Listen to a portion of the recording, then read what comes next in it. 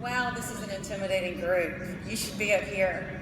Good morning. Thank you so much for all that you do for the party and for the future of the state. I appreciate the time that Matt has given us for the future. I have met a lot of you, I know a lot of you, but if you will give me a moment to introduce myself to those of you I have not met. I am from South Carolina, born here and raised here. I grew up in Lexington County. Where's Lexington County? Can I get a shout out? I grew up in Lexington County. I lived, worked, and went to school in the upstate. So I get Spartanburg and Greenville, right? Pickens. And I am now raising my 3 children with my husband Morgan, who's from Charleston. You know, and until today, I was smart enough not to ever run for office. But, you know, we work hard in South Carolina. We grow our families. We take care of ourselves. And government doesn't have a place in our daily lives.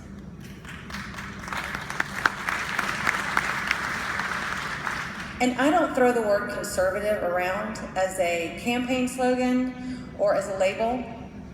I'm pro-life because of the miraculous health of my twins. I am pro-Second Amendment because I'm a hunter and I've had a concealed weapons permit for years.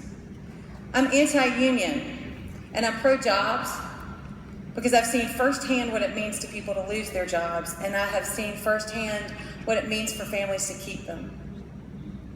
My first job was in a weave mill in Jonesville, South Carolina. Working there, we knew that if we did well, we would be rewarded. And if we didn't, we'd be fired. We didn't look to others to take care of us. We didn't look to have something for nothing. I rotated shifts. I worked overtime. And at the end of the day, I was very proud of what we'd accomplished. But back in 1993, our manufacturing jobs were going to Mexico.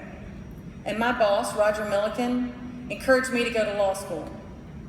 I took the money that I earned in the mill, and I paid my way through law school, and I made one promise, that I would always fight for South Carolina jobs.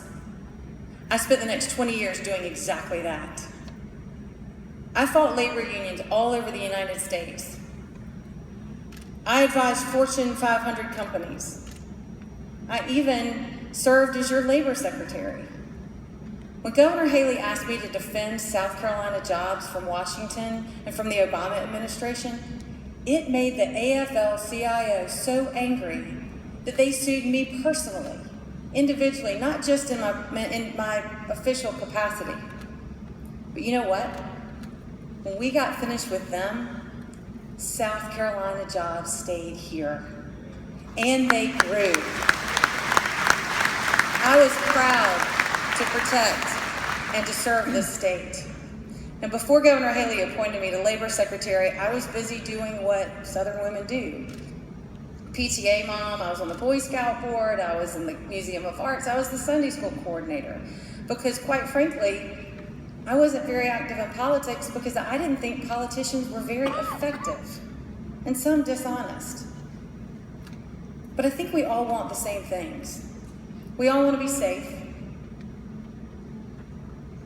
We all want our kids and our grandkids to reach their God-given potential.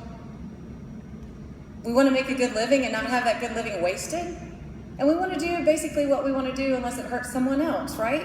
All of us want this. And we should have it. But there's some things government shouldn't do. Keeping us safe, educating our children, and building our roads is something that we pay for and expect. But I'm here to tell you that if we don't do something different, if we continue to send politicians to Columbia who are more interested in lining their pockets than protecting ours, we're never going to have what we need. What's Einstein's definition of insanity, guys? Doing the same thing over and over again and expecting a different result. It's time to stop sending politicians who make this their career, who need the job, who want to run for the next one. It's time for common sense. It's time for people who call balls and strikes, who've never done this before, and who go and serve.